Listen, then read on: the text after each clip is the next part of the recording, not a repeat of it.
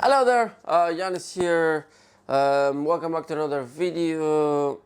Today we'll see how to make authentic traditional pita. It's a very good recipe that we use in my company called Greek Things. It's a very good recipe. Yes, you should all try it. We've made pita bread before in this channel, but it was not great. It was not the best. It was a very quick pita to make without proofing. But yeah, today we'll be using fresh yeast. You can use dry if you like. I'll give you the converted amount on the recipe. That will be one of the important steps you have to do. I will leave the talking as we need to proof it, so we'll take some time. So the recipe can be found in my website called yanniskalafatis.com. The link for it will be in the description. Make sure you click the red button because 93% of you are not subscribed. And honestly, it helps me, motivates me and supports this effort. Click the red button. My nose is going off. I know that's useless information. You don't care about it. Let me know in the comments what would you like to watch next. Even though the Greek Easter approaches, we're probably gonna do something like that. Yeah, anyway. Let's weigh out the ingredients. Alright, so this recipe I have separated it into A, B and C. That will be teams of ingredients. We'll start with A, will be the liquid, so we can dissolve our fresh yeast, first thing first. And about the yeast, simply you have to do 3 times the amount of the dry yeast. Now if you have fast active yeast, or any other form, you can find the converter online. I'll leave a link in the description for that as well. But the recipe for dry yeast is 9 grams. For that one, we'll do 3 times the amount, which will be 27. Another thing we're gonna do before we start scaling, make sure you switch your oven at 50 degrees if you're in a hurry. If you're not in a hurry, you can leave it to proof, but I don't have that much of a time as we have an event later on today. So put it at 50 degrees and then that will help proof. So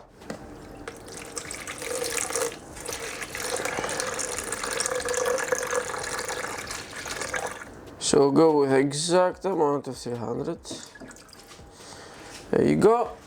Next we'll go with sugar. A little bit of olive oil, white wine vinegar. And now next, what we need is to add our fresh yeast. So we're gonna go in, there you go. Take away the scale and then we will start dissolving the yeast into our mix.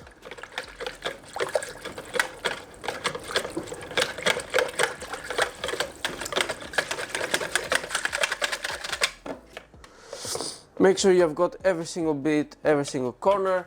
Do not cover the mix, leave it as it is. Yeah, and now we're gonna leave it and see that it bubbles. If it doesn't bubble, that means our yeast is not active, it's a bit dead, so that's not gonna work. So yeah, we'll leave it as it is, about 10 minutes, and then we'll come back. Alright, a small update. So I've made a mix with the dry yeast I have, because my active yeast was in the last week, it died out. So I had to make a new one with the dry yeast. That's an update. So here we've got half of the amount of team B, which is the flour. So what we're going to do, we'll start mixing it with liquids. You can do that with a mixer if you like, but we can do it by hand. Just most of you, I believe, don't have a mixer, or some of you. There you go.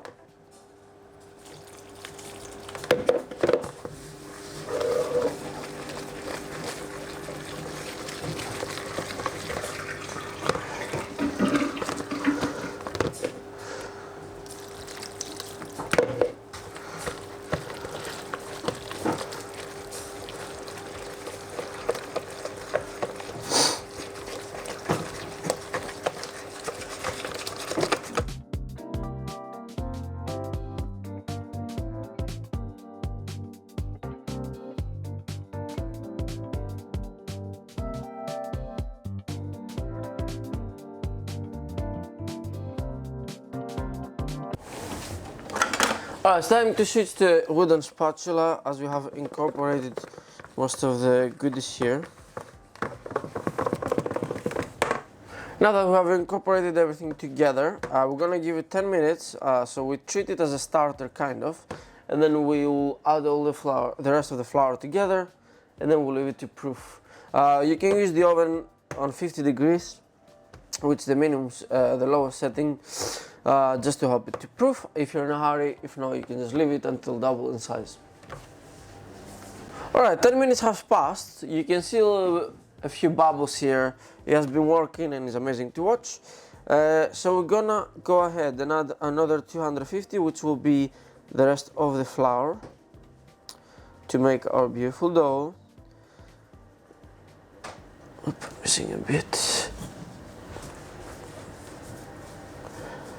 Perfect. Now we're gonna mix everything until the dough is formed.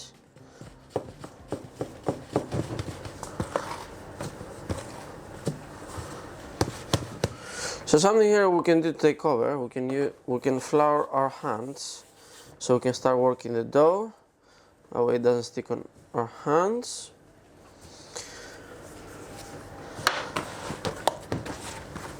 Okay.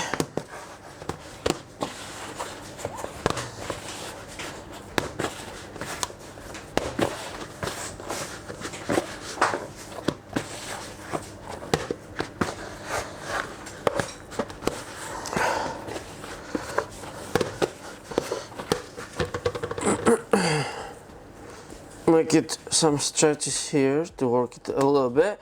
Yeah, make sure you don't add too much flour because then we're gonna change the recipe. And here's a little dough. It will be a bit sticky. You don't want it as a hard dough. And this is the secret between the pita basically. Yeah, so we'll leave it into the oven wrapped in 50 degrees max, so until it doubles in size, and then we'll get from there. Alright, we're back. This has risen. I've removed, I had a towel on top, or you can use cling film if you want. That's up to you. It might be a bit sticky, that depends on the flour. When I created the recipe, I was using a different flour. That might be a little bit sticky, so what we're gonna do is, we're gonna add a little bit of flour on the bench, so we can just work with it. We're not gonna add too much in it. There you go. Let's scoop everything on the bench, so that will deflate as well. Part of the thing, isn't it? But anyway, pitas, you don't need them to be. If that was bread, you probably have to prove it again. But this doesn't really matter that much. It's just for the texture, and then we get the fluffier, beautiful, tasty pita. Okay, so we're gonna roll it here. So this one supposedly should get us 10 pitas, because you only need them so little like that, even maybe smaller. I mean, that's up to you. If you want to make gyros, or if you want to stuff them, maybe you want to go a bit bigger. If you want them as a side, you can follow these. Yeah, this is up to you how you want to do it. So we'll carry on. We'll make them into round balls, and then we're gonna roll them down. So the rounder it is easier for you to roll it into a circle. You can do squares though, nobody will tell you off, you know. You do what you want. So, carry on like this.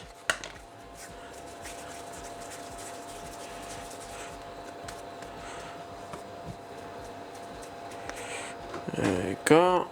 So we'll go 11, just because 3 of them I did them too small, but it's fine. There you go. Okay, so we'll start with the first one that we rolled first. It's a bit small, but it's okay. So we're gonna flour our rolling pin, and we don't want to work it too much. We want to press it gently, so we keep the round shape. There you go. So we're gonna use flour and go under as well, so it comes out. There you go. So So that'll be a really small one. It's one of the three I did. They're tiny. So wanna keep rolling and switch inside until we get this beautiful circle. Let's try to do this small first. So I've got a little bit of neutral, like vegetable or rapeseed oil on our pan. We're gonna go to medium heat at first, and then we're gonna reduce it to nearly slow, low heat. But then it really depends what you wanna do. If you're planning to freeze them, you want the lowest possible heat. That way you just kind of flash them from inside, and then they don't proof or they don't lose the shape, and then you can freeze them. But if you want, you can carry on and flip them until they're cooked, season them, and enjoy them. So this will be our small one, like so.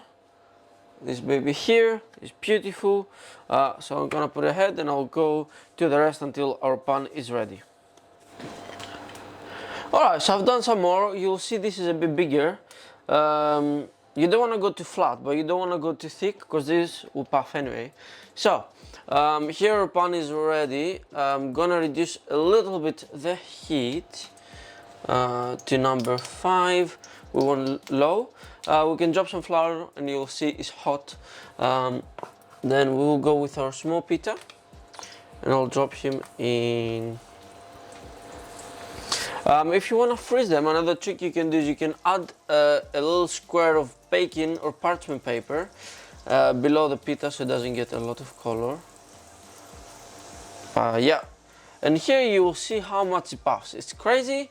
That's what I'm saying. If you want to roll them more, feel free. But yeah. Alright, so one side done and then the other. So you see they puff a lot. So if you roll them a bit more, it'll be more even. So if we want, we can score them to create the iconic pita. You can see like they have like some small squares. So actually, I'll show you on the next one how to do that. Move it to a kitchen paper to absorb all the oil, and then we'll move out with the next. But as I said, just to show you, you can use anything. I happen to have those little square metal things. So what we can do is we can go and do lines like that. So we can create this iconic square thing of the pita. Okay. So we need the help of the Maries. Try not to ruin the scraper. Try not to ruin the shape. I'll go straight in. Let's not forget to add a bit of salt, and we can add a little bit of oregano. Last touch will be olive oil, and we can serve it. But for now, let's sit here to our beautiful friend. I'm gonna flip it over. Can add a little bit of more oil as you will need it. And we should add the seasoning from now actually. Okay, so this will be our second beautiful pita. Look at this beauty. Oh my god, that's just amazing. And we'll add it to the paper as well. And then we'll carry on until all of them are done. So I'll see you in a bit.